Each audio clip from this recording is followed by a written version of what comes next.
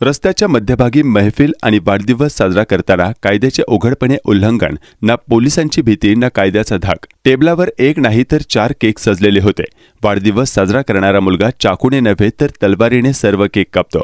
एकीकडे तलवार आणि दुसरीकडे 12 बोरची 2 नळी बंदूक, हवेत जोरदार फायरिंग। तिथे उपस्थित लोक टाळ्या वाजवत डीजेच्या तालावर नाचत वाढदिवस साजरा करत होते। अशा दबंगपणे वाढदिवस साजरा करण्याचे दृश्य महाराष्ट्रातील गोंदिया जिल्ह्यात आधी कोणी पाहिले नव्हते।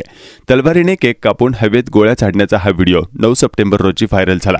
सोशल मीडियावर व्हायरल झालेल्या या वाढदिवसाच्या व्हिडिओमध्ये तलवार लहरवताना आणि गोळ्या झाडताना दिसणाऱ्या व्यक्तींवर गोंदिया पोलीस अधीक्षक गोरख भामरे यांनी कारवाईचे आदेश दिले।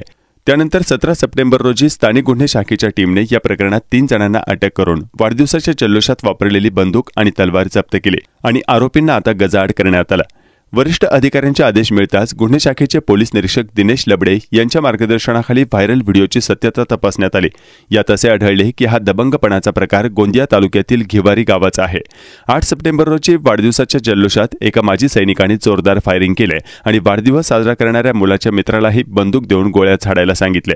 तपासात हा प्रकार स्पष्ट झाल्यानंतर आपल्या वाढदिवसाचा केक तलवारीने कापणारा जितेंद्र तेजलाल येडे, वय वर्ष 28, राहणार घिवारी, तालुका गोंदिया याला अटक करण्यात आली। तसेच हवेत फायरिंग करून वाढदिवस साजरा करणारा माजी सैनिक तेजलाल गोपीचंद येडे, वय वर्ष 57, राहणार घिवारी आणि वाढदिवस साजरा करणाऱ्या मुलाचा मित्र लोकेश झुमरू खैरे, वय वर्ष 23, राहणार किन्ही, तालुका गोंदिया यांनाही अटक करण्यात आली।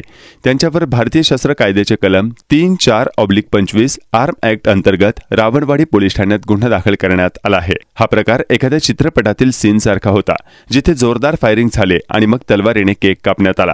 पोलीस तपासात असेही स्पष्ट झाले की आरोपी तेजलाल हा माजी सैनिक असून त्याच्याकडे मोठ्या 12 बोरची बंदूक आहे। मात्र त्याने 2011 पासून बंदुकीच्या परवान्याचे नूतनीकरण केलेले नाही।